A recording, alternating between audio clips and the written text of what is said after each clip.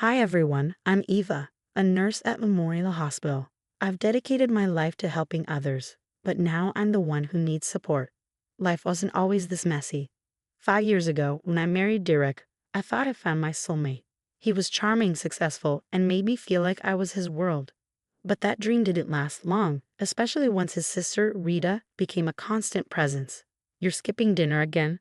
That's the third time this month, I said, leaning against the kitchen counter as Derek grabbed his keys. Rita needs help setting up her new TV. You know she's hopeless with tech, he replied casually. She's 38, not 80. There's YouTube for that. Don't start, Vic. She's family. That's how it always went. Rita called, and Derek dropped everything. Last week, it was curtains during my birthday dinner. The week before, an entire Sunday spent rearranging her furniture. I don't think this is right, Eva, Marina, my best friend, said during a lunch break at the hospital. Derek barely lets you see your family anymore. He says they're too critical of our relationship, I muttered. Because they see what's happening, James, my coworker, added, flipping through patient charts. Remember when he made you skip your sister's baby shower because Rita had a dating crisis? And it wasn't just Rita. His mother, Jane, was in on it too. Rita just needs her brother, dear. You should be more understanding, Jane said at dinner one night, handing me a bowl of potatoes. That was 3 years ago, I said, my patience wearing thin. Family comes first, Eva, Jane replied, while Rita smirked, clinging to Derek's arm. Right, baby brother. Later that night, as Derek spent hours on the phone with Rita, I tried to suggest visiting my parents. Your mom always gives Rita these looks, he said dismissively. I don't like how your family treats her. They treat her the way she treats me, I shot back. There you go again, jealous of my sister. She needs me. Standing in front of the bedroom mirror, I barely recognized myself. The spark in my eyes was gone, replaced by exhaustion. Marina's earlier words echoed. You're becoming a ghost of yourself. Now, as I sit at the nurse's station during my night shift, I watch Derek's phone light up with yet another text from Rita. Some emergency about a garbage disposal.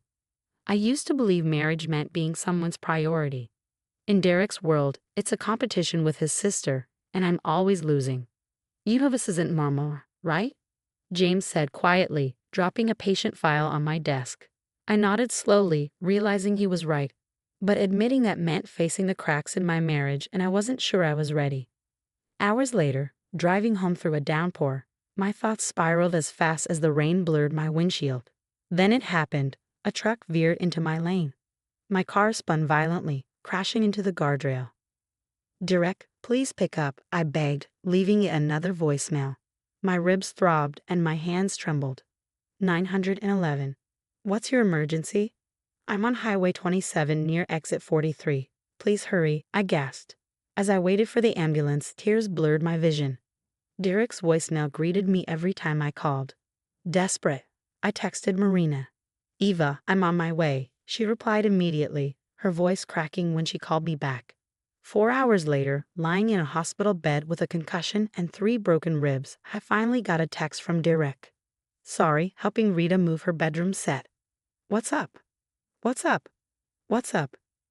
James was checking my vitals when Derek finally arrived, 5 hours after the accident. Baby, I'm so sorry, he said, his voice dripping with guilt. Rita really needed help with the move. You know how her back gets.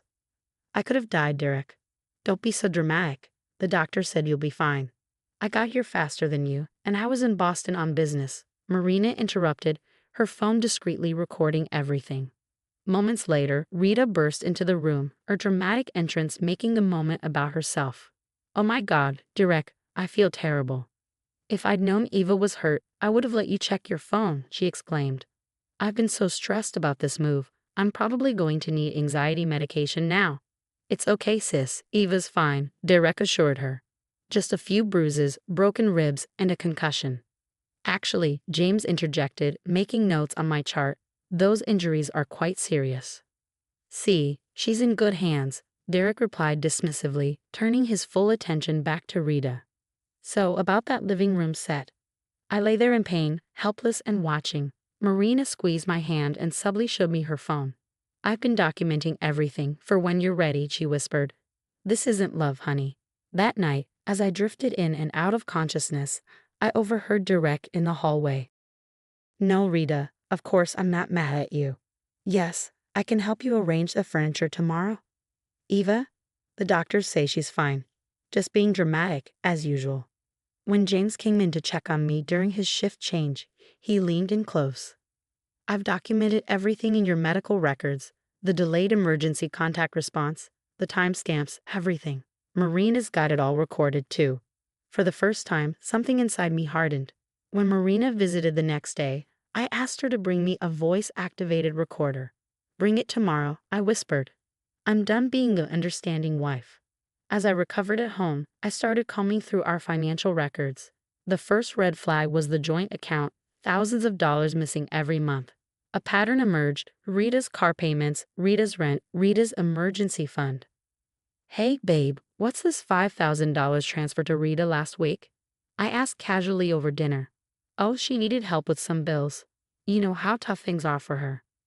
"Tough enough to need $45,000 this year alone." "You're counting my money now. Real nice, Eva."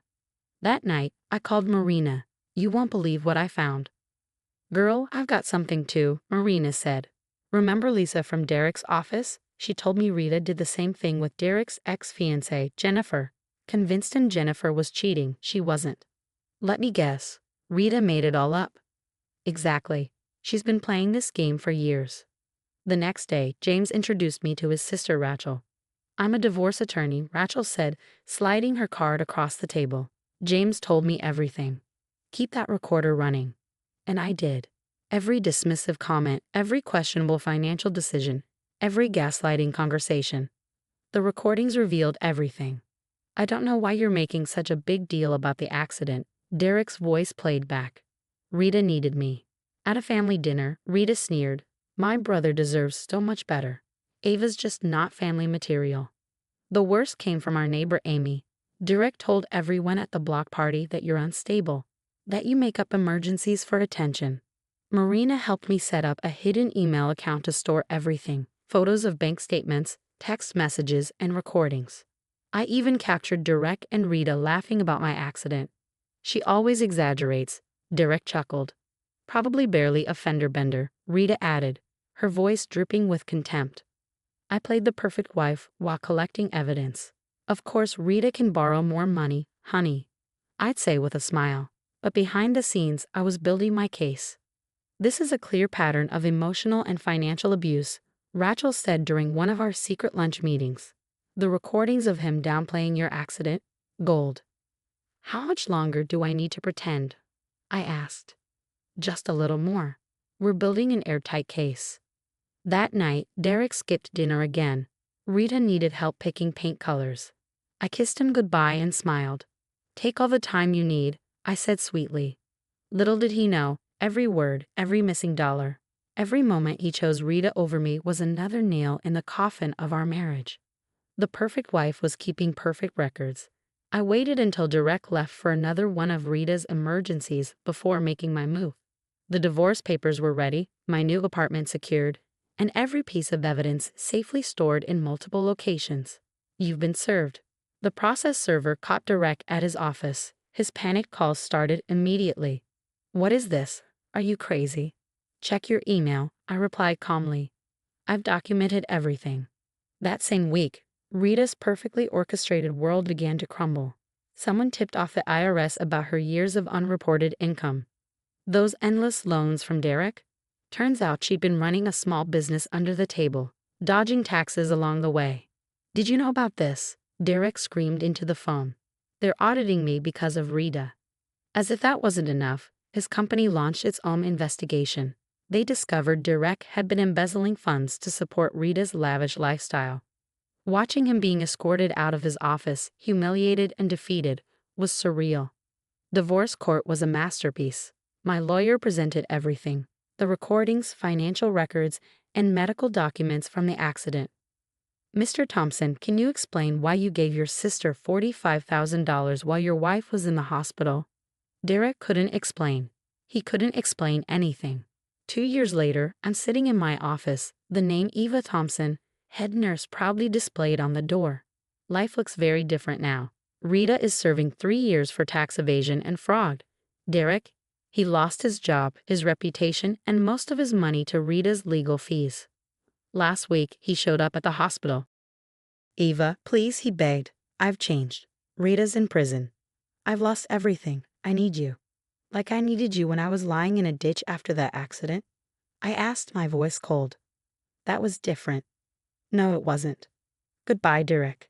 I watched him shuffle away, broken and alone. Meanwhile, I'm thriving. I've got a Caribbean cruise booked next month, a promotion on the horizon, and friends who have my back. Marina and I had lunch yesterday. Remember when you thought you couldn't live without him? She said, laughing. Now I can't imagine living with him, I replied. The karma train hit the Thompson siblings hard.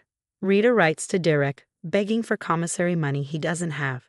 Their mother had to sell her house to cover legal fees. And me? I'm flourishing. Sometimes, the best revenge is living well and watching karma do its thing. To anyone stuck in a toxic relationship, document everything, know your worth, and don't be afraid to walk away. The view is much better on the other side. Another donation to the domestic violence shelter, James asked as he saw me writing a check. Yeah, I replied, smiling. Someone helped me get out. It's time to pay it forward. That's my story, from gaslighted wife to empowered survivor. Derek and Rita can keep their toxic family dynamic, behind bars, and broke. If you discovered your spouse prioritized their siblings' non-emergencies over your actual emergencies, what would you do? Would you try to fix the relationship first, or would you start planning your escape? Where would you draw the line? Let me know your thoughts in the comments below. If my story resonated with you, don't forget to hit that like button and subscribe for more real-life stories about overcoming toxic relationships. Your support means everything.